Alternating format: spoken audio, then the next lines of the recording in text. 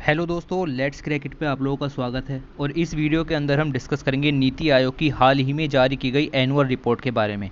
ठीक है, तो नीति आयोग द्वारा जारी की गई ये रिपोर्ट है, एक साल बाद अभी अभी जून में रिलीज़ की गई और 2020-21 के लिए लेटेस्ट रिपोर्ट है। तो पूरे साल 2020 और आधे साल 2021 के अंदर क्या क्या हुआ उस सबको यहाँ पर बताती है ये रिपोर्ट नीति आयोग की।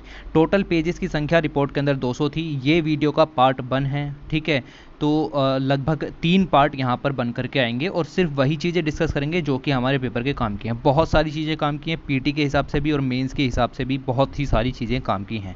ठीक है, तो कंसेप्ट भी मिलेगा यहाँ पर, आपको फैक्ट भी मिलेगा यहाँ पर, आपको थीम भी मिलेगी और सब कुछ मतलब एवरीथिंग इस वीडियो के अंदर आपको मिलेगा। ओके, तो मैं इसको डिस्कस कराऊंगा और आपको बताना है, आपको रिव्यू भी देना है कि ये आपको कैसी लगी। ठीक है, तो इस चीज़ को भी आप बताइएगा। फिलहाल हम इसका डिस्कशन स्टार्ट करते हैं और देखते हैं कि किस तरीके से रिपोर्ट आगे चलती है।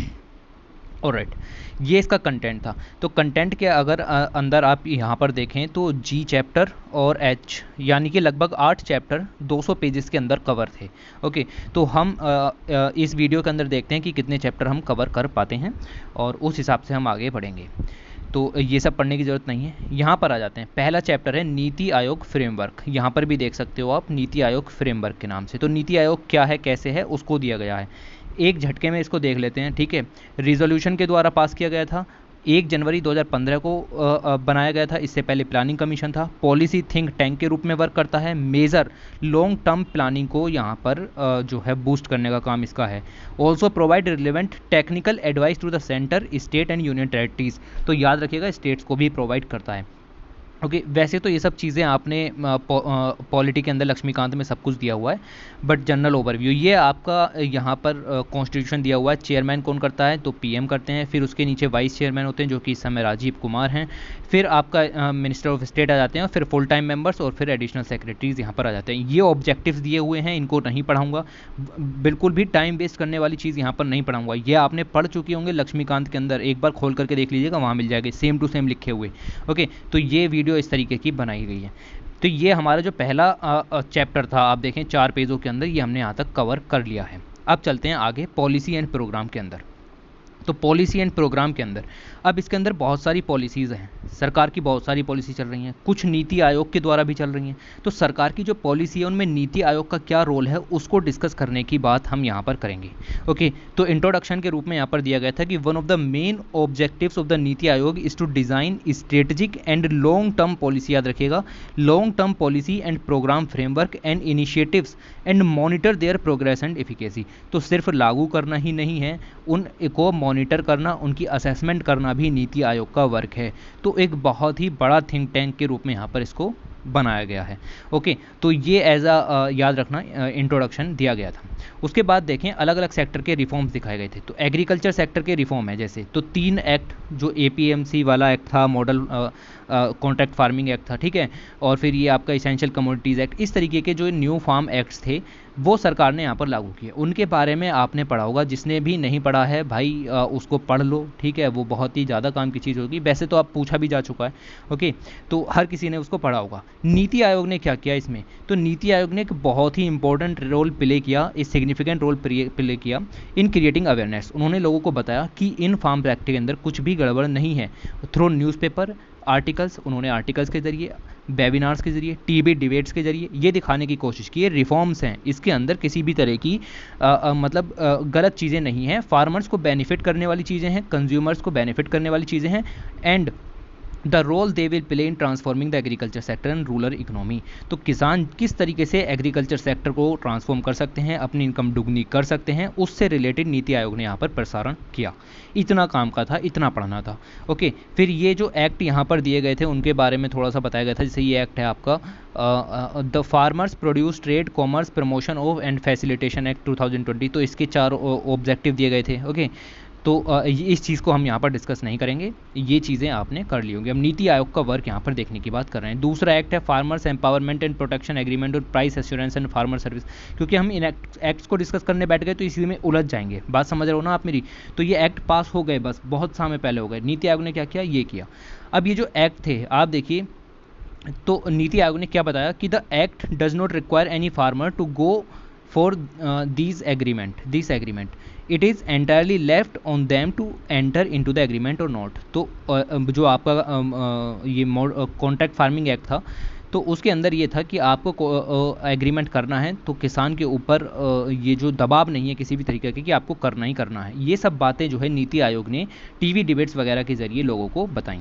और राइट, तो ये चीज़ यहाँ पर आपको देख करके चलिए। NITI Aayog publications have clearly stated that the 3 policy reforms जो यहाँ पर किए गए undertaken by the central government through the 3 acts are in keeping with the changing times and requirements of the farmers and farming. तो फार्मर्स और farming की जो 21वीं सेंचुरी की नीड्स हैं उसको देखते हुए ये एक्ट्स बनाए गए हैं। नीति आयोग ने इस बात को कहा था। Okay, if they are implemented in a right spirit, अगर इन्हें सही से इम्प्लीमेंट किया गया, they will take Indian agriculture to the high new heights and usher a transformation in the rural economy, और रूरल इकोनॉमी को परिवर्तित कर देंगे। The reforms have generated optimism for India to become a global power, और India को as a global power भी यहाँ पर बनाएंगे in the agriculture and power house बनाएंगे फूड सप्लाई का। तो फूड सिक्योरिटी बनी रहेगी, फूड सप्लाई होती रहेगी और हम फूड सरप्लस के अंदर जिएंगे। अगर ये एक्ट ढंग से लागू हुए रूरल इकोनॉमी को बहुत बड़ा बूस्ट मिलेगा, एम्पावर होगी रूरल इकोनॉमी। तो ये काम नीति आयोग ने यहाँ पर किया। आप देखिए दूसरा प्रोग्राम है गवर्नमेंट का aspirational district programme. Aspirational district programme के अंदर देखें तो 112 डिस्ट्रिक्ट्स यहाँ पर चूज़ की गई हैं और उन 112 डिस्ट्रिक्ट्स को पूरी तरीके से एस्पिरेशन बना देना है। पिछड़ी जो आपका कह सकते हैं डिस्ट्रिक्ट्स थी उन सबको यहाँ पर उभार करके लाना है, ये प्रोग्राम का लक्ष्य था।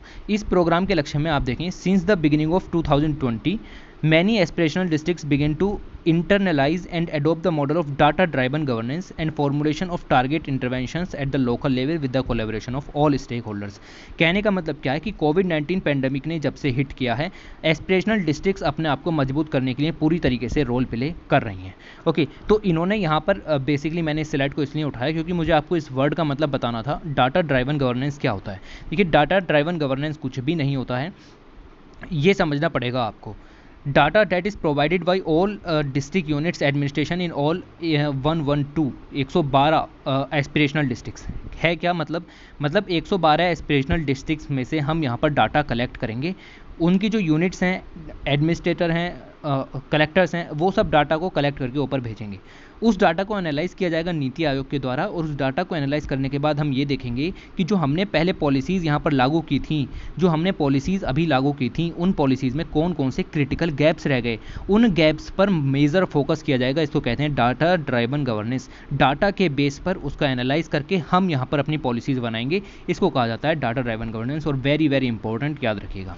ओके, तो ये प्रोग्राम आपका यहाँ पर चला नीति आयोग के द्वारा एस्पिरेशनल डिस्ट्रिक्ट्स के अंदर, उन्होंने खुद को प्रमोट करने का काम किया। तो क्रिटिकल गैप्स को छांटने की बात यहाँ पर हो रही है। तो नीति आयोग एक्टिवली कोलैबोरेट करता रहा स्टेट्स के साथ और जो डाटा ड्राइवन गवर्नेंस है उसको भी बूस्ट करने का काम करता रहा। और भी मिनिस्ट्रीज डिपार्टमेंट इसके साथ जुड़े हुए थे, ये समझ में आया। उसके बाद देखिए नीति आयोग ने अपना एक प्लेटफॉर्म भी बनाया जिसको कहते हैं, प्लेटफॉर्म है champions of change. Champions of change platform के बारे में आपको पता होना चाहिए कि क्या है। ये एक तरीके का आपका जो वेब पेज है, इसके अंदर क्या होगा कि ट्रेनिंग मॉड्यूल्स दिए गए होंगे। ट्रेनिंग मॉड्यूल्स दिए गए होंगे, किसके लिए दिए गए होंगे? तो ये दिए गए होंगे आपके जो डिस्ट्रिक्ट लेवल पर एक कमेटी बनेगी डिस्ट्रिक्ट लेवल पर प्रोजेक्ट मैनेजमेंट वगैरह के लिए। ठीक है, मतलब कहने का क्या है? मतलब कहने का ये है कि ये जो एस्पिरेशनल डिस्ट्रिक्ट हैं, इन सभी डिस्ट्रिक्ट्स के लिए अलग अलग पॉलिसीज़ फ्रेमवर्क जो होते हैं उनके लिए एक कमेटी यहाँ पर बनेगी। उस कमेटी का जो हेड होगा वो आपका डीएम हो जाएगा। डिस्ट्रिक्ट लेवल पर कोई भी हो सकता है, हम उसको डिस्ट्रिक्ट हेड कह सकते हैं, किसी को भी बनाया जा सकता है। तो वो डिस्ट्रिक्ट हेड वहाँ पर होगा। तो वो जो कमेटी पूरी बनी, उस कमेटी की ट्रेनिंग के लिए ये जो आपकी यहाँ पर पोर्टल बनाया गया है चैंपियंस ऑफ चेंज, उनको इसलिए कहा जा रहा है क्योंकि वो डिस्ट्रिक्ट लेवल पर परिवर्तन लाने की कोशिश करेंगे पॉलिसी फ्रेमवर्क के थ्रू। बात समझ में आई आपको? इसके बारे में मैं भी और भी बताऊँगा आगे को, फिलहाल आप इतना यहाँ पर देख सकते हैं। ओके, तो ये चीज़ आपको देखनी है। उसके बाद यहाँ पर देखिए आप कि एस्पिरेशनल डिस्ट्रिक्ट्स जो आपका प्रोग्राम है ये सिर्फ इस चीज़ पर निर्भर नहीं है कि एक डिस्ट्रिक्ट एस्पिरेशनल हो जाएगी अगर उसकी इकोनॉमिक ग्रोथ हो जाए, नहीं, उसके अंदर सोशल प्रोग्रेस भी होनी चाहिए। ठीक है, इसके लिए हमने 49 की परफॉर्मेंस इंडिकेटर्स को उठाया है और उसके बेस पर हम यहाँ पर एस्पिरेशनल डिस्ट्रिक्ट्स रैंकिंग को भी जनरेट करते हैं। ठीक है, तो 112 डिस्ट्रिक्ट्स हैं, उनके अंदर 49 की परफॉर्मेंस इंडिकेटर अक्रॉस 5 सेक्टर्स, याद रखिएगा across 5 crucial sectors. Aspirational district programme has a major impact on India's progress in localisation of SDG. याद रखिए एसडीजी का लोकलाइजेशन करने के ऊपर बात हो रही है। लोकलाइजेशन एसडीजी का क्या मतलब है? सस्टेनेबल डेवलपमेंट गोल्स अभी हम नेशनल और स्टेट लेवल पर लागू कर रहे हैं, इनको हमें लोकल लेवल पर भी लेकर के जाना है। तो ये आपका यहाँ पर इस तरीके से वर्क होगा। तो ये कौन कौन से हैं इसको देख लेते हैं एक बारी। ये देखिए 49 इंडिकेटर्स हैं एस्पिरेशनल डिस्ट्रिक्ट्स जो आपकी रैंकिंग यहाँ पर जनरेट की जाती है। 49 इंडिकेटर्स हैं, इनको आइडेंटिफाई किया जाता है, बेसलाइन रैंकिंग रिलीज़ की जाती है कौन कौन से सेक्टर में। तो ये पांचों सेक्टर आपको यहाँ पर याद रखने हैं। इनका वेट भी याद रखिएगा, आपसे इंक्रीजिंग डिक्रीजिंग ऑर्डर में पहले भी पूछा गया है और आगे भी पूछा जाएगा। हेल्थ एंड न्यूट्रिशन 30% वेटेज है, education 30%, agriculture irrigation 20%, financial inclusion and skill formation 10%, basic infrastructure 10%। तो ये सब के जब इन सब सेक्टर के थ्रू 49 इंडिकेटर्स को लिया जाता है, इनकी सबकी रैंकिंग की जाती है और इस रैंकिंग को डैशबोर्ड के जरिए शो कर दिया जाता है। इससे क्या होता है? इससे कम्पिटिटिव फेडरलिज्म को बढ़ावा मिलता है। ठीक है, तो ये यही दिखाया गया था कि ओवरऑल रैंकिंग किस डिस्ट्रिक्ट की अच्छी है। फिर आपको दिखाया गया था कि हेल्थ एंड न्यूट्रिशन में अलग अलग सेक्टर की दिखाई गई थी। तो ये 5 अलग अलग सेक्टर हो गए जो कि यहाँ पर थे, वही ये यहाँ पर दिखा दिए गए हैं। ये ओवरऑल रैंकिंग हो गई। ओके, तो ये इस तरीके से काम की नहीं है, ये स्लाइड याद रखिएगा।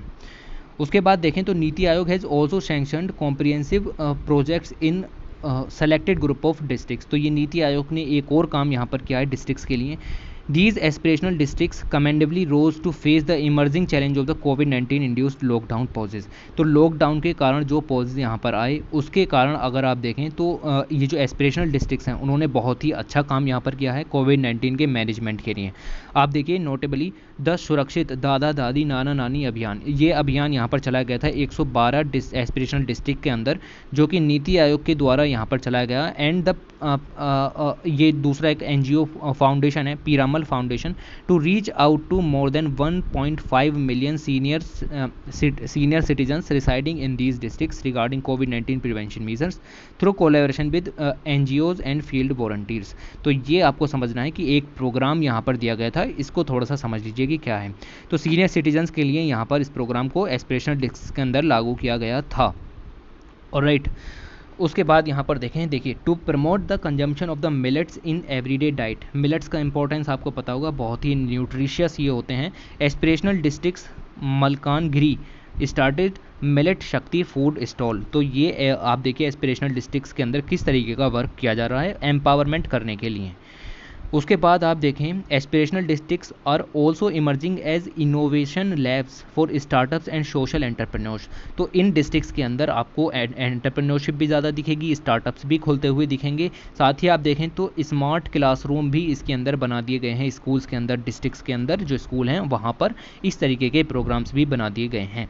तो नीति आयोग यहाँ पर अच्छे तरीके से वर्क कर रहा है। साथ ही आप देखिए not just the state governments but all other central ministries have modelled their programme on ADP's template. तो सभी जो स्टेट्स हैं, सेंटर है, सभी जो अब अपने प्रोग्राम्स लॉन्च कर रहे हैं वो इसी लाइन पर लॉन्च कर रहे हैं जिस लाइन पर आपकी जो एस्पिरेशनल डिस्ट्रिक्ट्स प्रोग्राम खड़ा किया गया था, उन्हीं बेसों पर। Okay, the border areas development programme implemented by the ministry of home affairs in border districts and the Namami Gange mission on of the skilled of the ministry of Jal Shakti have been adopted features from the ADP template. Okay, तो ये जो जैसे आपका बताया गया है कि border area development programme चल रहा है, तो बॉर्डर लेवल पर जो भी एस्पिरेशनल डिस्ट्रिक्ट आ रही हैं उनमें खास ध्यान दिया जा रहा है। साथ ही जब हम दूसरा फेज़ लॉन्च करेंगे तो उन डिस्ट्रिक्ट्स पर और ज़्यादा ध्यान दिया जाएगा।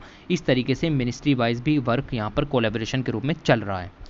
दूसरा यहाँ पर देखें तो एस्पिरेशनल डिस्ट्रिक्ट प्रोग्राम के ऊपर एक असेसमेंट भी अभी की गई थी और इस असेसमेंट के द्वारा हमें पता लगा कि the aspirational districts have made rapid improvements in the health, nutrition and education sector specially in improving maternal and child health related indicators. तो इम्प्रूवमेंट भी देखने के लिए मिला है, इसके ऊपर स्टडी हो चुकी है और नीति आयोग ने इसको खुद ही पब्लिश किया है।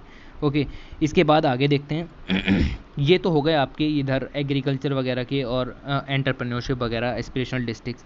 इधर आ जाते हैं, ये है आपका एनर्जी सेक्टर रिफॉर्म्स। तो एनर्जी सेक्टर के अंदर कुछ ज़्यादा नहीं दिया था, एक ही पैसेज था। हाई लेवल कमेटी बनी है कोल सेक्टर के ऊपर और इसने रिकमेंडेशन दी है for the enhancing domestic exploration कि हमें कोल का डोमेस्टिक एक्सप्लोरेशन बढ़ाना होगा, हमें ज़्यादा से ज़्यादा प्रोडक्शन करना होगा कोल का, हमें इम्पोर्ट्स को कम करना होगा और हमें एक्सपोर्ट्स को बढ़ाना होगा। ओके, तो हमें अलाउ करना होगा नई कंपनीज़ को कि वो इंडिया के अंदर आएँ, बिडिंग प्रोसेस में हिस्सा लें, क्योंकि कोल ऑक्शंस कोल ब्लॉक की ऑक्शनिंग होती है, उसमें हमें ये सब काम कर रहे हैं। तो ये एनर्जी सेक्टर में दिया गया था। दूसरा, अगर हम हेल्थ सेक्टर में बात करें तो नेशनल हेल्थ पॉलिसी 2007 हमारी यहाँ पर चल रही है। इसके प्रोविजंस आपको पता होंगे, यहाँ पर हम डिस्कस नहीं कर रहे हैं। इस प्रोविज़न के अंदर आप देखें तो हम पूरी दुनिया को बेसिकली जो लोग हैं उनको हेल्थ इन ऑल प्रोवाइड कराना चाहते हैं। हेल्थ फॉर ऑल बेसिकली एक ही चीज़ आप यहाँ पर समझ सकते हैं। तो इंडिया के अंदर भी हेल्थ फॉर ऑल प्रोवाइड कराना चाहते हैं। हेल्थ मतलब स्वास्थ्य सभी को प्रदान हो, इसी के लिए हमने PM जन आरोग्य योजना, आयुष्मान भारत योजना चलाई थी। ठीक है, तो इसी के अंदर देखें हेल्थ फॉर ऑल का मोटिव रखते हुए the policy prescribes is for an empowered public health cadre. एक पब्लिक हेल्थ कैडर बनाने की बात हो रही है to address social determinants of health by enforcing regulatory provision. NITI Aayog क्या कर रहा है? नीति Aayog is engaged in dialogue with ministry of health and family welfare. तो इसका काम क्या है? इसका काम यही तो है कि वेरियस स्टेक होल्डर्स के साथ में जो उनकी पॉलिसीज़ हैं उनको उस तरीके से मॉडिफाई करें जिस तरीके की ज़रूरत है। तो इस समय ये ministry of health and family welfare के साथ लगा हुआ है एंड अदर स्टेक होल्डर्स जो भी इस पॉलिसी नेशनल हेल्थ पॉलिसी के आपका परव्यू में आ जाते हैं, उन सब के साथ यहाँ पर इस समय वर्क चल रहा है। तो इस तरीके के रिफॉर्म्स हेल्थ फॉर ऑल का इनिशिएटिव दिमाग में रखते हुए 2017 तक जो हेल्थ पॉलिसी है 2022 तक आपको यहाँ पर उसके टारगेट यानी कि हेल्थ फॉर ऑल का टारगेट प्रोवाइड करना है। उसके बाद टेलीमेडिसिन की गाइडलाइंस भी यहाँ पर रिलीज़ की नीति आयोग ने और it could not have been better times. आप देख सकते हैं कि टेलीमेडिसिन क्या होता है। टेलीमेडिसिन कुछ भी नहीं है, दूर से बैठे हुए आप एक डॉक्टर से सलाह ले सकते हैं ऑनलाइन ही। तो ये आपका कोविड-19 के आउटकम में अगर हम देखें तो इसके बैकएंड में हम इसको अपॉर्चुनिटी के रूप में ला सकते थे। तो कोविड-19 तो चल रहा था, हम टेलीमेडिसिन सेक्टर को डेवलप कर सकते थे आसानी से और उसके लिए हमने किया भी, हमने ई संजीवनी टेलीमेडिसिन पोर्टल यहाँ पर डेवलप किया। तो ई संजीवनी टेलीमेडिसिन पोर्टल इस समय चल रहा है, ministry of health and family welfare के द्वारा यहाँ पर डेवलप किया गया और नीति आयोग इसको प्रमोट करने का काम कर रहा है। पार्टनरशिप विद द नीति आयोग इसको इशू किया गया था। उसके बाद देखें तो एक यहाँ पर आपका विज़न है, vision 2035 public health surveillance in India. ठीक है, तो पब्लिक हेल्थ इंफ्रास्ट्रक्चर को बूस्ट करने के लिए इंडिया के अंदर विज़न 2035 लॉन्च किया गया है और इसके ऊपर बुकलेट भी दी गई है नीति आयोग के द्वारा। NITI Aayog developed and release a vision document, तो उसने खुद ही रिलीज़ किया है पब्लिक हेल्थ सर्विलेंस 2035 के ऊपर डॉक्यूमेंट। और साथ ही देखें तो जो 3 टायर हेल्थ सिस्टम है, 3 टायर मतलब सेंटर लेवल पर प्राइमरी, सेकेंडरी और टर्शरी, तीनों लेवल ऑफ हेल्थ केयर आपको यहाँ पर डेवलप करने हैं, एनहेंस करना है citizen centric and community based surveillance, strengthen करना है लेबोरेटरी कैपेसिटी को, एक्सपेंड करना है रेफरल नेटवर्क्स को and A unified surveillance information platform भी तैयार करना है। तो विज़न 2035 को याद रखिए कि क्या करना है इसके अंदर, पब्लिक हेल्थ सर्विलेंस को बढ़ावा देना है, पब्लिक हेल्थ इंप्रूव होनी चाहिए ऑल 3 लेवल्स पर, याद रखिएगा। आप देख सकते हैं इसके अंदर हम करेंगे क्या, इंटरडिपेंडेंट फेडरल सिस्टम बनाएंगे, new data collection and share mechanism, periodic surveys, enhance the use of new data analytics. ये सब वर्क के ज़रिए हम जो अपना विज़न 2035 है public health surveillance in India, उसको पूरा करने का काम करेंगे। उसके बाद यहाँ पर दिया गया था एम्प्लॉयमेंट स्टेट इंश्योरेंस स्कीम। अगर आपको इसके बारे में तो कुछ पता हो तो ये जो स्कीम है आपका जो वर्कर्स हैं उनके लिए इंश्योरेंस प्रोवाइड करती है। इसमें कुछ हिस्सा आपका यहाँ पर स्टेट जो बॉस होता है वो जमा करता है और साथ ही बाकी का हिस्सा गवर्नमेंट भी जमा करती है। ओके, तो ये largest contributory health insurance programme in India आपको मिल जाएगा। Okay, largest contributory health insurance programme in India मिल जाएगा and one of the biggest in the world आपको मिलेगा। इसके अंदर आप देखिए तो 86 मिलियन बेनिफिशरीज यहाँ पर इन्वॉल्व हैं, लो इनकम जिनकी यहाँ पर है, फॉर्मल लेबर मार्केट के अंदर ओनली, इनफॉर्मल के अंदर नहीं है, याद रखिएगा। The membership of ESIS has grown substantially over the last decade along with the contribution and the revenue. Okay, तो ESIC has for more potentials. नीति आयोग ने प्रिपेयर किया है reform note on ESIC outlining the for prolonged plan. किस तरीके का programme, इसको expand करना है, ज़्यादा से ज़्यादा लोगों को इसके अंदर लेकर के आना है. Change in governance and management करना है. ठीक है, तो जो कमियां रह गई हैं मैनेजमेंट एंड अपग्रेडेशन करना है. आईटी इंफ्रास्ट्रक्चर को बढ़ावा देने के साथ साथ इंक्रीज़ करना है. बेनिफिशरीज का एंगेजमेंट भी बढ़ाना है. बेस्ड ऑन दिस एक रोड मैप तैयार किया गया है ministry of labour and employment के द्वारा, और साथ ही नीति आयोग के पॉसिबल सपोर्ट के साथ इसको इम्प्लीमेंट किया जाएगा. उसके बाद इंटीग्रेटिव हेल्थ है, और आपका ये छोटे छोटे पॉइंट्स दिए गए थे. प्रमोट करना है, बूस्ट करना है रिसर्च एंड डेवलपमेंट को हेल्थ सेक्टर के अंदर. साथ ही ईज करना है रेगुलेटरी प्रोसेस को. मतलब ये कि रेड टेपिज्म वाला जो किस्सा है वो सब नहीं होना चाहिए. प्रोडक्शन लिंक्ड इंसेंटिव स्कीम को शुरू किया गया है डोमेस्टिक जो मार्केट है उसको बूस्ट करने के लिए. बूस्ट डोमेस्टिक मैन्युफैक्चरिंग, जैसे PIL स्कीम शुरू की गई है, प्रोडक्शन लिंक्ड इंसेंटिव स्कीम. इसके अंदर कुछ भी नहीं है, इसके अंदर आपका 2020 जुलाई 2020 के अंदर 10 सेक्टर्स के अंदर इस स्कीम को शुरू किया गया था. ओके, तो इसके अंदर डोमेस्टिक प्रोडक्शन को बढ़ावा देना है और एक्सपोर्ट्स को बढ़ाना है. मेक इन इंडिया करना है, इन्वेस्ट इन इंडिया करना है, और एक्सपोर्ट टू अदर कंट्रीज़ करना है. तो आप देखिए कि regulation of medical device sector in India, उसमें भी थोड़ा सा वर्क किया गया. India's national health policy 2017 recommend करती है कि हमें जो मेडिकल डिवाइसेस हैं उसको रेगुलेशन करना है, उसके रेगुलेशन को स्ट्रेथन करना है, and established a regulatory body भी बनानी है for the medical devices to unleash innovation को बूस्ट करने के लिए, एंड द एंटरप्रेन्योरल स्पिरिट को भी उसके अंदर लाना. मतलब क्या है, मतलब यह है कि जो मेडिकल डिवाइसेस है वो नई तरह की और डेवलप हों, इसके लिए एंटरप्रेन्योरशिप जो स्पिरिट है उसको बढ़ावा देना है, और साथ ही manufacture of medical device in India में बनानी है खुद. उसके लिए नीति आयोग ने ड्राफ्ट किया है medical device safety effectiveness and innovation bill 2020 to regulate medical devices in view of the patient safety, technological evolution and make in India goals. The draft will aims to bring all medical services notified or unnotified under the regulation complying with the Bureau of Industry. तो ये सब आपको मिलेगा कि ये जो draft है आपका यहाँ पर, इस ड्राफ्ट के अंदर ये चीज़ें मिल जाएंगी. जब लागू हो जाएगा तो और डिटेल में देख लेंगे.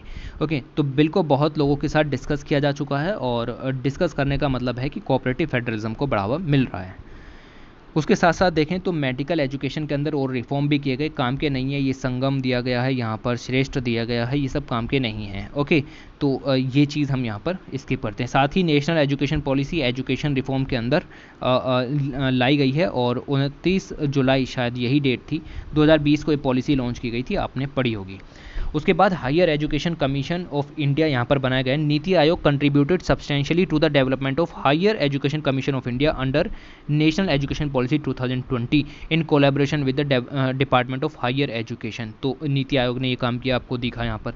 Rebranding India as a study destination. कहने का मतलब क्या है, कहने का मतलब ये है कि एक स्टडी पेपर, एक स्ट्रेटजी पेपर यहाँ पर दिया गया नीति आयोग के द्वारा. इसका नाम था rebrand India as study destination. बाहर के लोग इंडिया के अंदर पढ़ने आने चाहिए. बात समझ में आई. To transform the current education system. Aim क्या है, एम है improving the quality of tertiary education in India to create nationally and internationally competitive education by enhancing the capacity of higher education institution, promoting industry relevant education and leveraging the strength of traditional knowledge system. कहने का कुछ मतलब नहीं है, जो मैंने ये बता दिया वही मतलब है.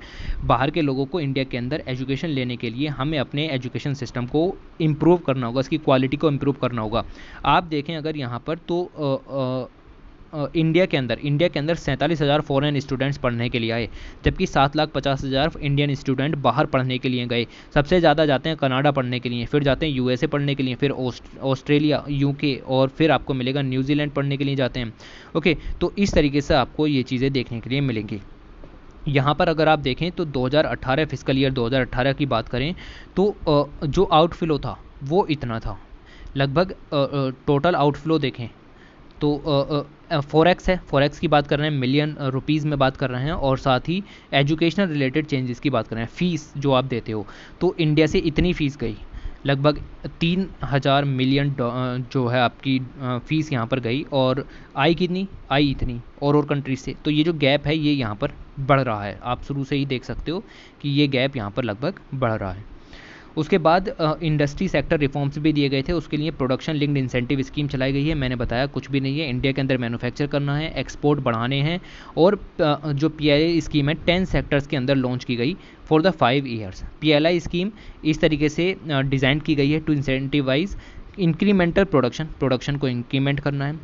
ओके, और साथ ही आप देखें तो इसके अंदर आपका इन्वेस्ट करना है in technology, plant and machinery as well and research and development, इन सब में भी इन्वेस्टमेंट करना है। तो कुल मिलाकर के ए वेरी लार्ज टारगेट है कि हम इन्वेस्टमेंट को यहाँ पर आपका अट्रैक्ट करें, FDI को यहाँ पर बढ़ाने की कोशिश करें, इन्वेस्टमेंट लोगों का बढ़े। तो कुल मिलाकर जो मैंने आपको शुरू में बताया, मेड इन इंडिया और इन्वेस्ट इन इंडिया के प्रोग्राम को हमको यहाँ पर बूस्ट करना है इसके ज़रिए। तो ये आपके 10 सेक्टर हैं जिनके अंदर जो है वो लॉन्च किया गया PIL स्कीम को। और इन 10 सेक्टर्स के अंदर टोटल देखें तो 1,45,000 करोड़ रुपए यहाँ पर दिए गए हैं। पहला है advance chemistry cell battery electronics technological project, इनको पढ़ लीजिएगा एक बारी, ठीक है, कभी PT में क्वेश्चन पूछ दे। इसके ऊपर मैं वीडियो बना चुका हूँ advance chemistry cell battery storage के बारे में। तो ये एक ही स्कीम के ऊपर बनाई थी, बाकी 10 स्कीम्स के ऊपर नहीं बनाई थी, क्योंकि यही थोड़ी सी अजीब सी जो है वो लगती है। ओके, तो केमिस्ट्री वगैरह का नाम सुनकर आसान भाषा में मैंने आपको यहाँ पर ये चीज़ें समझाई थी। ओके, उसके बाद अगर हम आगे देखें तो the scheme intended to generate large scale employment. अब सीधी सी बात है, इन्वेस्टमेंट बढ़ेगा तो एम्प्लॉयमेंट भी बढ़ेगा।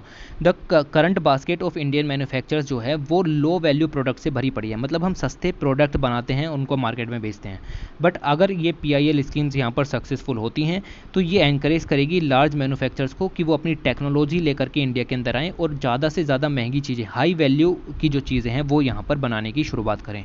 इससे क्या होगा, हायर रिटर्न्स मिलेंगे टू अपस्ट्रीम प्रोड्यूसर्स, ठीक है, और साथ ही इंक्रीज़ भी होगा एक्सपोर्ट के अंदर। और साथ ही इंडिया की जो इंडस्ट्रीज़ हैं वो ग्लोबली इंटीग्रेटेड हो जाएंगी अलग अलग सेक्टर्स के अंदर जो भी इसके अंदर कवर किए गए, जैसे ऑटोमोबाइल है, ठीक है, ऑटो कंपोनेंट है, फार्मास्यूटिकल है, टेली कम्युनिकेशन है। The scheme same to further strengthen these sectors. तो इन सेक्टर्स को इम्प्रूव करने के ऊपर ये स्कीम्स चलाई गई है।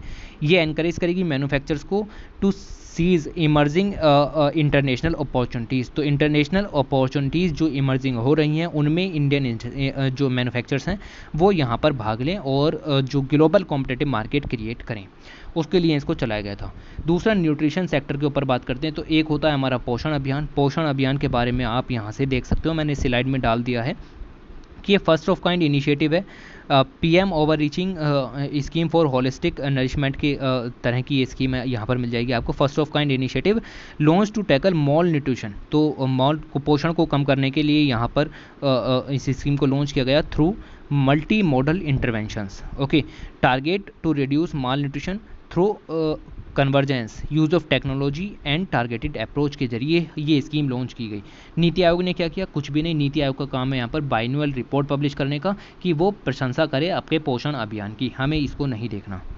उसके बाद एक यहाँ पर आप देखें तो पोषण अभियान के अंदर national council on Indian national challenge भी बनाया गया है। और ये नेशनल काउंसिल जो है वो फॉर्म की गई है मिनिस्ट्री ऑफ जो आपकी ये वुमेन एंड चाइल्ड वेलफेयर है, ठीक है, इसके अंदर। और साथ ही चेयर की जाएगी 22 चेयरपर्सन नीति आयोग जो कि अमिताभ कांत यहाँ पर हैं। ओके, तो इनके द्वारा आपको यहाँ पर मिल जाए, सॉरी मुझे लगता है 22 चेयरपर्सन जो है वो राजीव कुमार हैं, ठीक है। तो ओके, तो इस चीज़ को यहाँ पर देखिएगा। ओके, तो ये आपको यहाँ पर देखना है कि किस तरीके का काम चल रहा है, और कुछ यहाँ पर नहीं देखना। उसके बाद national technical board of nutrition भी बनाया गया न्यूट्रिशन को बूस्ट करने के लिए। The national technical board of nutrition was constituted to provide technical, responsive and evidence based recommendations on policy relevant issues concerning nutrition for women and children. तो इतना ही काम का आपका यहाँ पर था, ठीक। उसके बाद फूड फोर्टिफिकेशन को भी बढ़ावा गया है। फूड फोर्टिफिकेशन का मतलब है न्यूट्रिशन को बढ़ावा देना। इसके अंदर क्या है, जो आपका जैसे कोई भी फूड है उसके अंदर न्यूट्रिशन की कमी है तो हम आर्टिफिशियल तरीके से न्यूट्रिशन को उसके अंदर डाल देते हैं, इसको कहा जाता है फोर्टिफिकेशन। तो अभी इस समय इंडिया के अंदर राइस का जो फोर्टिफिकेशन है वो बहुत ही तेज़ी से चल रहा है और सेंट्रली स्पॉन्सर्ड पायलट स्कीम्स के अंदर फोर्टिफिकेशन ऑफ राइस किया गया और इनको डिस्ट्रीब्यूट किया गया through the public distribution system for a period of 3 years। This will focus on 15 districts initially. पहले 15 डिस्ट्रिक्ट्स के अंदर इसको लॉन्च किया जाएगा। ओके, तो इसका इंपॉर्टेंस यहाँ पर पता चला राइस फोर्टिफिकेशन का कि ये इंप्रूव करता है न्यूट्रिशनल आउटकम्स को। तो हम इसको 112 एस्पिरेशनल डिस्ट्रिक्ट्स में लॉन्च कर देंगे। ओके, तो आप यहाँ पर देखें, उड़ीसा के अंदर गजपति डिस्ट्रिक्ट में इसको लॉन्च किया गया था और लॉन्च करने के बाद पता चला कि एनीमिया के जो केसेस हैं वहाँ पर कम हो गए। इसका मतलब ये है कि जो फोर्टिफिकेशन के अंदर हमने आयरन की मात्रा को बढ़ाया होगा।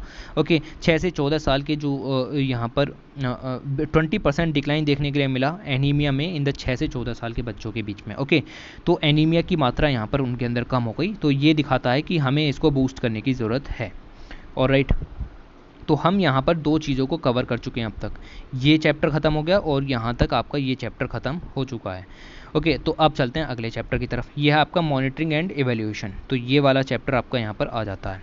तो मॉनिटरिंग एंड एवेल्यूशन के अंदर देखते हैं, तो इसके अंदर खास कुछ नहीं था, छोटा सा चैप्टर है। 1-2 चीज़ दी गई थी, जैसे एविडेंस बेस्ड पॉलिसी मेकिंग के बारे में बताया गया था। क्या होती है एविडेंस बेस्ड पॉलिसी मेकिंग? का मतलब है assists in making decision about projects, program and policies by planning the best available evidence। याद रखिएगा, best available evidence from research conducted by the heart of policy development and implementation।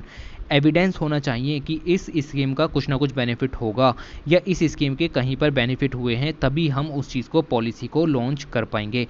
Okay, तो research के through यहाँ पर evidence निकालने हैं, उन evidence के बेसिस पर पॉलिसी बनाई जाएगी। तो ये जैसे डाटा ड्राइवन है, ऐसे ही आपका एविडेंस बेस्ड है।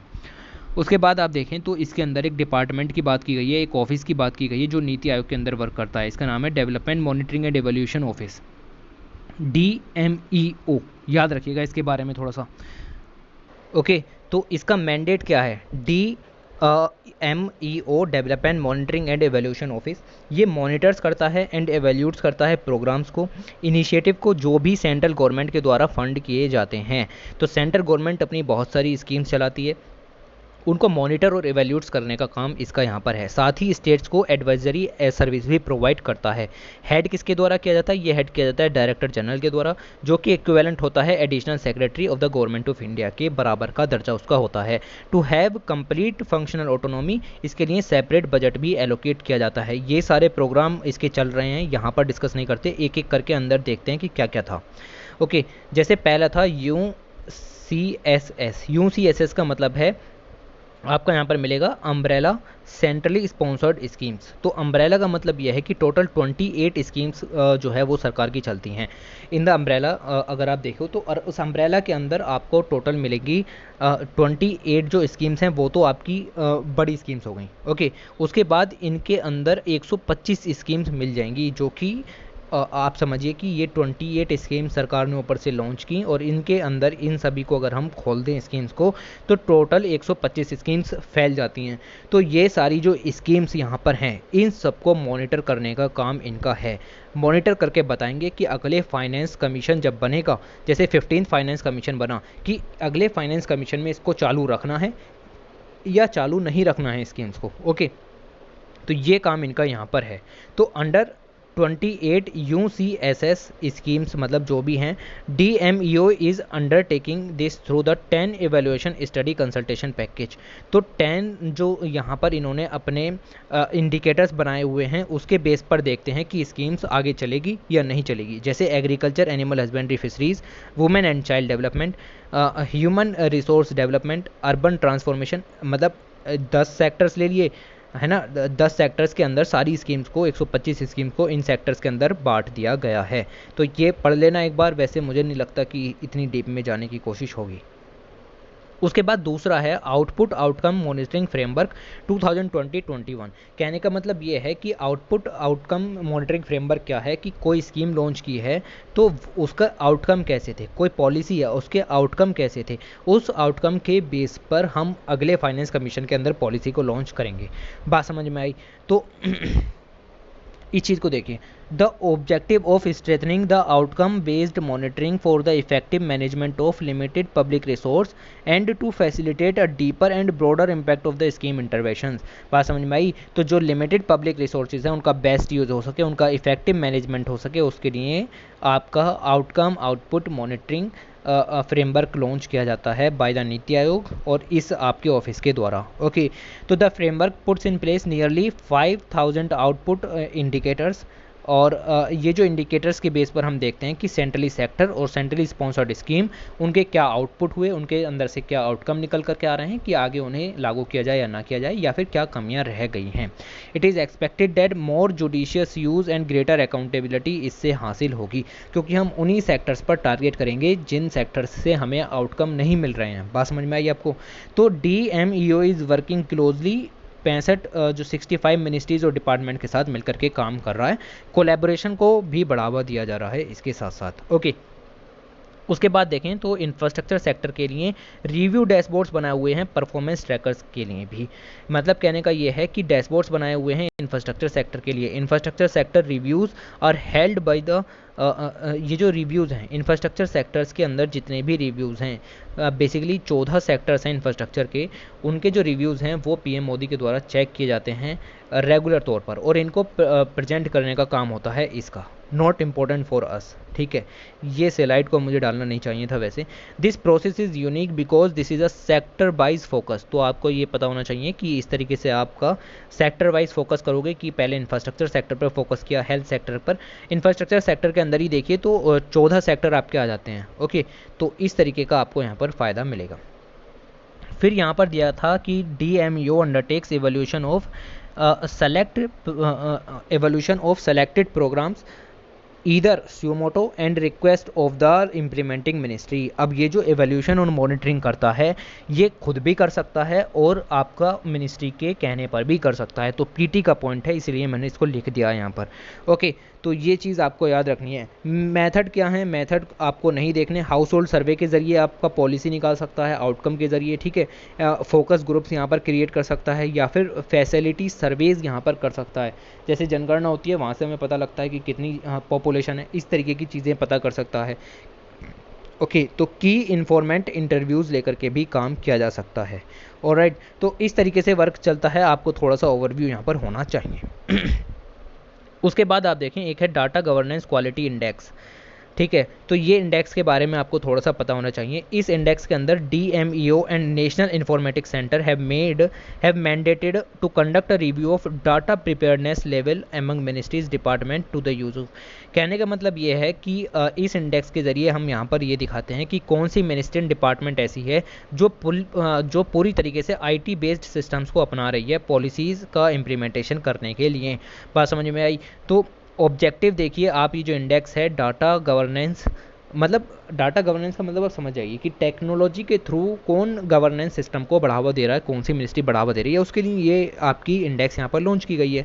तो दिखाता है कि डाटा प्रिपेयर्डनेस किसकी कितनी अच्छी है थ्रू द IT सिस्टम, और साथ ही यहाँ पर एक इंडेक्स लॉन्च करता है डाटा गवर्नेंस क्वालिटी इंडेक्स, ठीक है। तो ये कॉम्पिटिटिव फेडरलिज्म को बढ़ावा देने के लिए हैं, साथ ही और भी काम है जो कि कोऑपरेटिव फेडरलिज्म को बढ़ावा देने के लिए हैं। तो कुल मिला के डाटा गवर्नेंस क्वालिटी इंडेक्स के ऊपर आ जाते हैं। इसके ये जो जितने भी इंडिकेटर दिए हुए हैं इन सबको याद रखना। इंडिकेटर तो याद रखने ही रखने हैं, साथ ही आपको इनका बढ़ता और घटता क्रम भी याद रखना है कि सबसे ज़्यादा जो फोकस है वो दिया गया है data analysis, use and dissemination को। दूसरे नंबर पर जो ज़्यादा फोकस दिया गया है वो डाटा जनरेशन को, फिर फोकस दिया गया है केस स्टडीज़ को, और फिर फोकस दिया गया है आपका डाटा क्वालिटी को। उसके बाद बाकी जो चीज़ें बची उन पर सेम फोकस दिया गया है। Use of technology 10% and data security and HR capacity, इसको ह्यूमन रिसोर्स कैपेसिटी को 10% दिया गया है। ओके, तो इस चीज़ को आपको यहाँ पर ध्यान रखना है। ऑलराइट, उसके बाद मैंने आपको एक चीज़ बताई थी चैंपियन ऑफ चेंज पोर्टल, वो मैं आपको यहाँ पर थोड़ा सा और समझाने की कोशिश करता हूँ क्योंकि इसका ऑब्जेक्टिव पूछा जा सकता है। The objective of empowering the district team, मैंने आपको बताया था कि एक टीम बनाई जाएगी डिस्ट्रिक्ट लेवल पर। डिस्ट्रिक्ट मजिस्ट्रेट उसको हेड कर सकता है, डिस्ट्रिक्ट कलेक्टर उसको हेड कर सकता है। Champions of change portal dashboard जो है ये आपका एक क्लाउड बेस्ड प्लेटफॉर्म के रूप में बनाया गया है, और इसके अंदर आपको एडवांस डाटा विजुअलाइजेशन टूल्स मिल जाएंगे, आपको मशीन लर्निंग कैपेबिलिटीज़ मिल जाएंगे। तो जो टीम यहाँ पर क्रिएट हुई है उस टीम की ट्रेनिंग के लिए ये आपका पोर्टल जो है वो बनाया गया है, ठीक है। ऑब्जेक्टिव को याद रखना जरूरी है। जुलाई 2020 में बनाया गया था। An upgraded champions of change platform was officially launched किया गया एंड कॉम्प्रिहेंसिव ट्रेनिंग सेशंस इसके अंदर दिए गए हैं, जो कि 112 एस्पिरेशनल डिस्ट्रिक्ट्स के अंदर आपके जो भी डिस्ट्रिक्ट्स टीम है जो कि वर्क करती हैं लोकल लेवल पर, उनके प्रमोशन के लिए है, उनकी ट्रेनिंग के लिए यहाँ पर इनको दिया गया है। As an incentive to keep performing well, districts are rewarded with allocation additional allocation up to ₹10 crore भी उनको यहाँ पर दिए जाते हैं। और साथ ही आप देखें तो उनकी डेल्टा रैंकिंग भी प्रोवाइड की जाती है इस पोर्टल के ऊपर। ओके, तो ये पोर्टल है, एक पर्टिकुलर डिस्ट्रिक्ट वाइज रैंकिंग भी आपकी यहाँ पर दे दी जाती है। तो वो मेन ऑब्जेक्टिव इसका आपको देखना है। न्यूट्रिशन को सपोर्ट करने के लिए फिर से एक स्लाइड के अंदर आ चुके हैं, एक इंडेक्स यहाँ पर होगी। देखते हैं कि क्या चीज़ें दी गई हैं। NITI Aayog has developed a nutritional dashboard, इसके अंदर दिखाता है कि किस तरीके से किस डिस्ट्रिक्ट के अंदर, किस स्टेट के अंदर न्यूट्रिशन की क्या स्थिति है। तो ये दिखाता है इस तरीके से डैशबोर्ड के अंदर, which provide an overview of the overall situation related to the malnutrition in India, कि कहाँ पर ज़्यादा मॉल न्यूट्रिशन है, कहाँ पर कम मॉल न्यूट्रिशन है। उसके कारण यहाँ पर आपका जो ये न्यूट्रिशन डैशबोर्ड बनाया गया है इसको यहाँ पर जारी करता है। आपका जो डाटा है वो लिया जाता है नेशनल फैमिली हेल्थ सर्वे के द्वारा।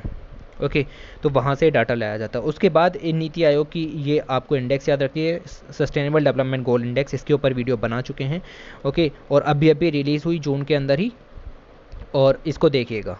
उसके बाद यहाँ पर देखें तो इसके अलावा नीति आयोग के और बहुत सारे की परफॉर्मेंस इंडिकेटर्स हैं, बहुत सारे पीछे भी डिस्कस हो चुके हैं, यहाँ पर भी आपको जस्ट ऐसे ही बताता हूँ। कंपोजिट वाटर मैनेजमेंट इंडेक्स है, डिस्ट्रिक्ट हेल्थ इंडेक्स है, इसके बारे में हम देखेंगे। एक्सपोर्ट प्रिपेयरनेस इंडेक्स के बारे में, इंडिया इनोवेशन इंडेक्स है, स्कूल एजुकेशन क्वालिटी इंडेक्स है, state energy index, state health index, और भी होंगी, रिपोर्ट के अंदर इतनी ही दी गई थी। ओके, तो ये चीज़ आपको यहाँ पर देखनी है। अब हम यहाँ पर एक खास के बारे में बात करते हैं, इसके बारे में आपने नहीं पढ़ा होगा, एक्सपोर्ट प्रिपेयरनेस इंडेक्स। तो ये पहली बार लॉन्च की गई आपकी अगस्त 2020 के अंदर, और डेवलप की गई है नीति आयोग के द्वारा। इसके 4 पिलर हैं, चारों पिलर याद रखना। पहला है एक्सपोर्ट पॉलिसी, दूसरा है बिजनेस एनवायरनमेंट, एक्सपोर्ट इंफ्रास्ट्रक्चर तीसरा है, और चौथा है एक्सपोर्ट परफॉर्मेंस। और इसकी ऑब्जेक्टिव भी याद रखना, एग्जामिन करना है एक्सपोर्ट प्रिपेयरनेस को and performance of the Indian states, कि किस तरीके से कौन सा स्टेट कितना एक्सपोर्ट कर रहा है। तो ये इंडेक्स 2020 की लॉन्च की गई। आइडेंटिफिकेशन करना है, चैलेंजेस क्या हैं, अपॉर्चुनिटीज़ क्या हैं, किस तरीके से इफेक्टिवनेस को और एनहेंस किया जा सकता है, साथ ही रेगुलेटरी फ्रेमवर्क को एनकरेज करना है। और राइट, उसके बाद देखें, एक है मल्टी डायमेंशनल पॉवर्टी इंडेक्स। तो इतनी सारी इंडेक्स यहाँ पर हो गई हैं। उसके बाद आप देखिए multi dimensional poverty index NITI Aayog द्वारा लॉन्च नहीं की जाती, ये लॉन्च की जाती है यूनाइटेड नेशन डेवलपमेंट प्रोग्राम के द्वारा, और साथ मिलकर के Oxford poverty and human development initiative के द्वारा, OPHI प्लस UNDP इसको लॉन्च करते हैं। इंडिया में नीति आयोग का काम है कि इस इंडेक्स को लॉन्च करे, इसको अच्छे से इंडिया की जो रैंकिंग है उसको उभारने का काम इंडिया के अंदर करे। तो 100 डेवलपिंग कंट्रीज़ के अंदर इसको 2010 में शुरू किया गया था, और 10 इंडिकेटर्स इसके अंदर लिए जाते हैं जो कि फैले हुए होते हैं 3 सेक्टर के अंदर, health, education and standard of living.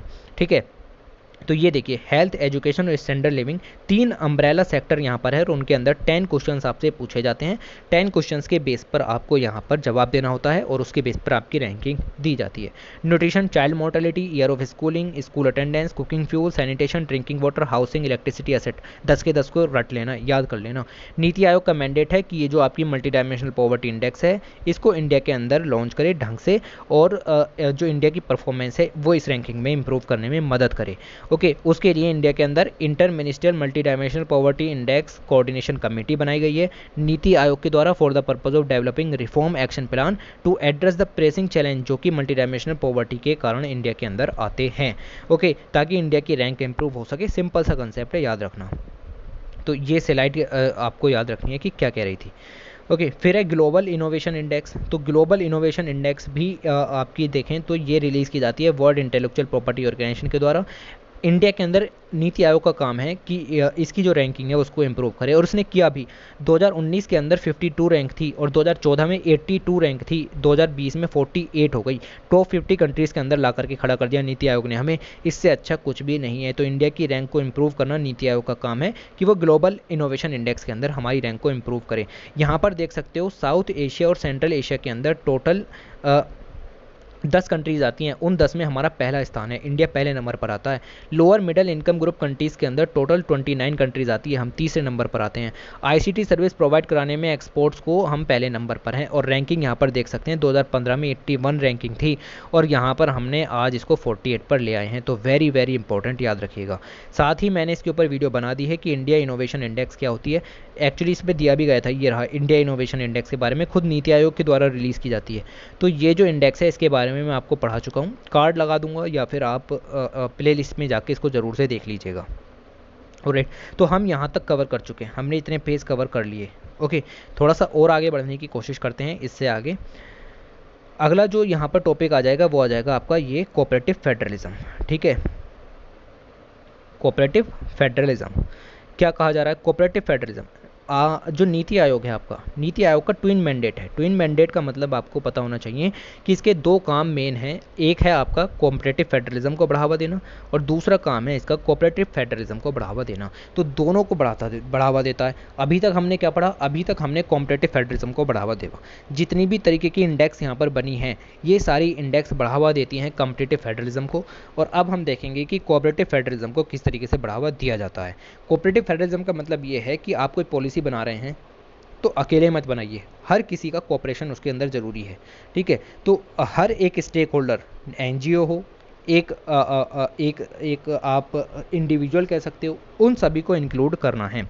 तो इंट्रोडक्शन के अंदर दिया गया था कि 2 फीचर्स आते हैं कोऑपरेटिव फेडरलिज्म के अंदर। पहला ये है कि एक जॉइंट फोकस किया जाए on the national development agenda by the centre and state. Joint focus, जहाँ पर भी जॉइंट का वर्ड आ जाए, डिस्कस वर्ड आ जाए, वहाँ पर आप समझिए कि कोऑपरेशन को बढ़ावा देने की बात चल रही है। Advocacy of concern and issue of states and union territories with the centre ministries. कहने का मतलब है कि स्टेट्स के जो इश्यूज़ हैं उनकी यहाँ पर सेंटर से बात करना कि स्टेट में सर ये इश्यूज़ हो रहे हैं। तो ये आपका मैंडेट कोऑपरेटिव फेडरलिज्म के अंदर हो जाता है। With an aim of collecting regional development imbalance. क्या कहने का मतलब क्या है? मतलब कहने का ये है कि आप देखिए कि नॉर्थ ईस्ट का डेवलपमेंट बहुत ही कम हुआ है। तो नीति आयोग जाकर के सेंटर को बताता है कि आपका जो नॉर्थ ईस्ट का इलाका है वहाँ पर डेवलपमेंट कम है, आप बढ़ाने की कोशिश कीजिए। अंडमान एंड निकोबार के अंदर डेवलपमेंट कम है, आप उसको बढ़ाने की कोशिश कीजिए। लक्षद्वीप के अंदर आपको डेवलपमेंट बढ़ाना है। तो ये मैंडेट है नीति आयोग का। आप देखिए, sustainable action for transforming human capital in education, ये प्रोग्राम लॉन्च किया है। प्रोग्राम की फुल फॉर्म थी, ये है वैसे 7 प्रोग्राम, SATH 7 प्रोग्राम 2017 में नीति आयोग ने ही लॉन्च किया था। इनिशियली 3 स्टेट्स के अंदर लॉन्च किया गया है और इन 3 स्टेट्स के अंदर हम ट्रांसफॉर्म करने की बात कर रहे हैं एजुकेशन सेक्टर को। की ऑब्जेक्टिव क्या है? To build the 3 future role model state. हम इन स्टेट्स को एज अ रोल मॉडल खड़ा करेंगे और स्टेट्स के लिए। After an elaborative selection process Jharkhand, Orissa और मध्य प्रदेश चूज़ किए गए कि इनके अंदर लॉन्च किया जाएगा। किस तरीके से? टीचर्स की ट्रेनिंग कराएंगे, टीचर्स का रैशनलाइजेशन करेंगे, टीचर्स रिक्रूटमेंट को बढ़ावा देंगे अच्छे तरीके से, मॉनिटरिंग एंड मेंटरिंग चलती रहेगी, इम्पैक्ट असेसमेंट लागू रहेगा, MIS इंप्रूवमेंट्स होते रहेंगे, IT वगैरह सिस्टम्स। एंड आपको यहाँ पर दिखेगा कि गवर्नेंस रिफॉर्म्स भी किए जाएंगे। स्कूल कंसोलिडेशन और मर्जर का काम भी यहाँ पर किया जाएगा ताकि इफिकेसी को बढ़ावा दिया जा सके। रिवार्ड एंड रिकॉग्निशन जो कि इंपॉर्टेंट पार्ट होते हैं पॉलिसी का। ऑलराइट, तो ये सारे काम किए जाएंगे। तो प्रोजेक्ट जो 7E आपका एजुकेशन सेक्टर के अंदर चला हुआ है, has achieved success in terms of access, equity and quality in education with a focus on out of school children dropouts and learning outcome। तो जब हमने इन 3 स्टेट्स में इसको लागू किया तो वहाँ से हमें पॉजिटिव इम्पैक्ट देखने के लिए मिले। ड्रॉप आउट रेट्स बहुत ही कम हो गए। ठीक है, बच्चे स्कूल आने लगे, इक्विटी को बढ़ावा मिला। ठीक है, तो जो जेंडर वाला इशू है वो भी यहाँ पर सॉर्ट आउट हुआ और कुछ अचीवमेंट्स हमने हासिल किए, नॉट इम्पॉर्टेंट फॉर अस। ठीक, उसी के साथ ही ये 7 जो इनिशिएटिव था ये ऑफलाइन चलता था। अब कोविड-19 आया तो हम इसको डिजिटली बढ़ावा देने की बात करने लगे और इसीलिए हमने इसका नाम कर दिया डिजी 7। मकसद कुछ भी नहीं है, कोविड-19 पेंडेमिक के दौरान प्रोजेक्ट 7 को हमने डिजी 7 में कन्वर्ट कर दिया। 13 अप्रैल को पहला जो सेट है लॉन्च किया गया। नीति आयोग ने अपना कोऑपरेटिव फेडरलिज्म को बढ़ावा देने के लिए नॉर्थ ईस्ट के अंदर अलग से फोरम बनाई हुई है ताकि पूरे नॉर्थ ईस्ट के मुद्दे को उठा करके लाया जा सके सेंटर के सामने।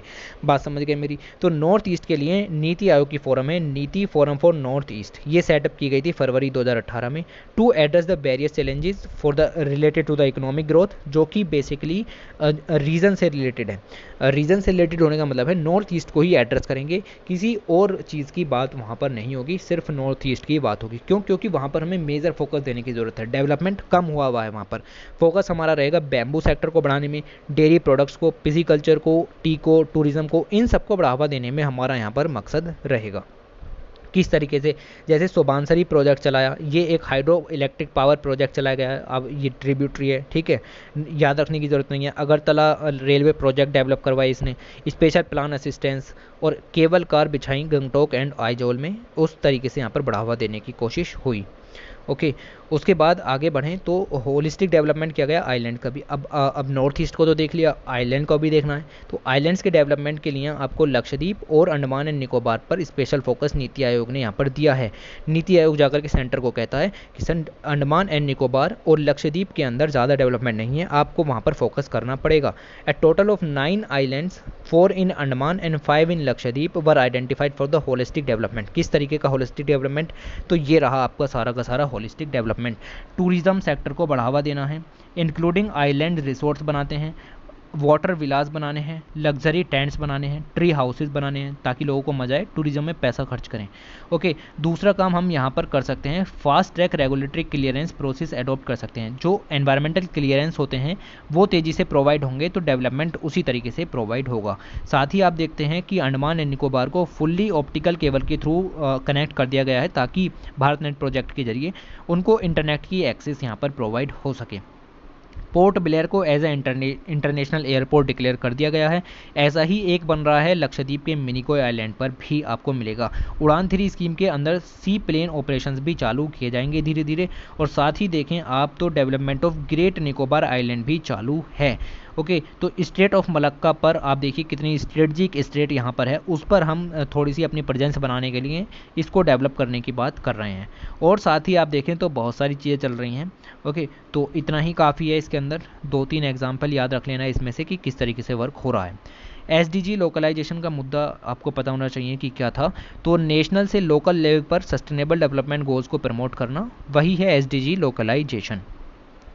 तो हमने यहाँ पर आपका ये जो चीज़ें हैं वो यहाँ तक हमने कवर कर ली हैं। 4 चैप्टर कवर हो चुके हैं और यहाँ तक ही हम आज इसको, ठीक है, तो यहाँ तक ही हम आज इसको रखते हैं। 4 जो यहाँ पर आपके चैप्टर ख़त्म हो चुके हैं, बाकी के चैप्टर्स को देखने की कोशिश करेंगे आगे की वीडियो में। तो इसी तरीके से चलेगी। आपको कमेंट में बताना है कि किस तरीके का कुछ अच्छा लगा या नहीं लगा, ठीक है, और क्या चाहते हैं, क्या अच्छी लगी हो तो इसको शेयर करना। आपके पास ग्रुप्स वगैरह होंगे उन सब में डाला करो, ठीक है। तो इस वीडियो के अंदर इतना ही रहने देते हैं और बहुत सारी चीज़ें डिस्कस कर ली हैं। ओके, तो जितना याद रख सको उतना याद रख लेना। Thanks for watching, take care.